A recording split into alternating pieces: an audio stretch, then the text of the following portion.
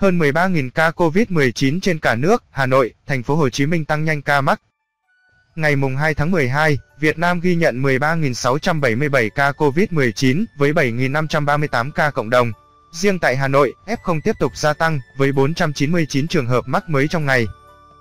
Tính từ 16 giờ ngày 1 tháng 12 đến 16 giờ ngày 2 tháng 12, trên hệ thống quốc gia quản lý ca bệnh COVID-19 ghi nhận 13.698 ca nhiễm mới. Trong đó 21 ca nhập cảnh và 13.677 ca ghi nhận trong nước, giảm 829 ca so với ngày trước đó tại 60 tỉnh, thành phố. Có 7.538 ca cộng đồng, cụ thể tại Thành phố Hồ Chí Minh 1.738, Cần Thơ 985, Tây Ninh 768, Sóc Trăng 747, Bà Rịa, Vũng Tàu 637, Đồng Tháp 606, Vĩnh Long 594, Bến Tre 507, Bình Thuận 502, Hà Nội 499, Cà Mau 496, Bạc Liêu 492, Đồng Nai 475, Bình Phước 472, Bình Dương 414, Kiên Giang 405, Khánh Hòa 394, Hậu Giang 296, An Giang 271, Trà Vinh 202, Lâm Đồng 197, Tiền Giang 176, Bình Định 169, Thừa Thiên Huế 143, Hà Giang 120,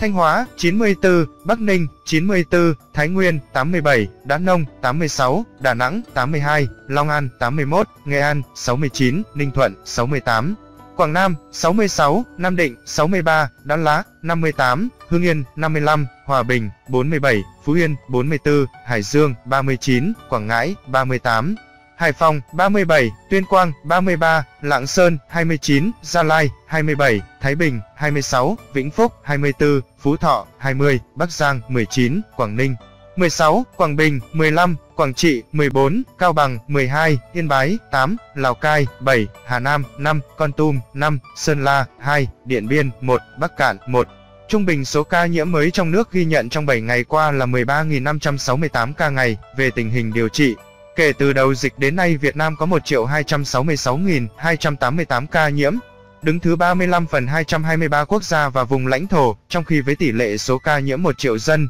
Việt Nam đứng thứ 149 phần 223 quốc gia và vùng lãnh thổ, bình quân cứ 1 triệu người có 12.846 ca nhiễm.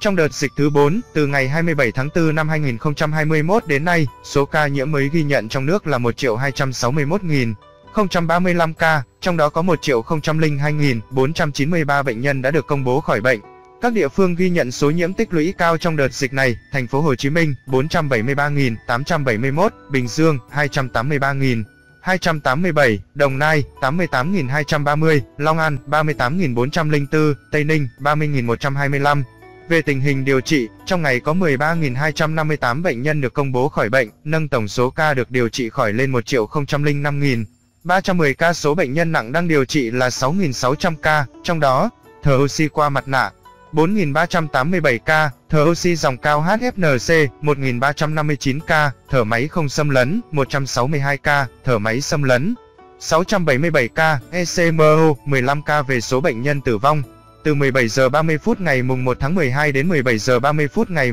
2 tháng 12 ghi nhận 210 ca tử vong. Trong đó tại Thành phố Hồ Chí Minh là 80 ca, trong đó có 9 ca từ các tỉnh chuyển đến như sau: Long An 2, Đồng Nai 2, Bình Dương 1, Đồng Tháp 1, Kiên Giang 2, Sóc Trăng 1. Số tử vong còn lại ở các địa phương: Đồng Nai 23, Cần Thơ 16, An Giang 14, Kiên Giang 12, Long An 11, Tây Ninh, Bình Dương, Tiền Giang, Bạc Liêu 6, Đồng Tháp 5, Sóc Trăng 4, Bình Thuận 3, Khánh Hòa 2, Gia Lai 2, Trà Vinh 2, Hà Nội 1, Hà Giang 1, Lâm Đồng 1, Bình Phước 1, Bà Rịa, Vũng Tàu 1, Bến Tre 1. Trung bình số tử vong ghi nhận trong 7 ngày qua là 179 ca ngày. Tổng số ca tử vong do COVID-19 tại Việt Nam tính đến nay là 25.658 ca, chiếm tỷ lệ 2% so với tổng số ca nhiễm. Tổng số ca tử vong xếp thứ 33 phần 234 vùng lãnh thổ. Số ca tử vong trên 1 triệu dân xếp thứ 133 phần 224 quốc gia, vùng lãnh thổ trên thế giới, so với châu Á.